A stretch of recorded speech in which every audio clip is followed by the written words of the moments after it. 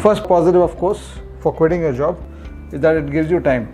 It gives you much more time to prepare, and hence obviously it will improve the focus you have while preparing. These two are the first two positives.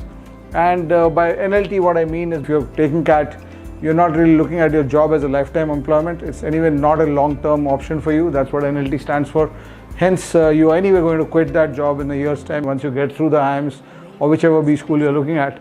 And hence, it does not really matter to you in the long term. And the fourth positive of losing a job is, are you crossing 36 months of work experience? If you're crossing 36 months of work experience, your marks for work experience start getting stabilized. I'm Ahmedabad, Bangalore, for example. Give you the same marks for 36 months of work experience and 48 months of work experience and 73 months of work experience. You get the same number of marks in the weightage. Whereas Kozhikode takes it to 0 after 36 months. The marks you get for work experience at IIM Calcutta is 8 marks between 31 to 36. And after 36, it goes down. The moment it's 37 to 42, it becomes 6, and then it starts tapering off on the lower side. So are you crossing 36? If you're crossing 36, you might want to consider, based on the cutoff time frame, that you will want to quit your job.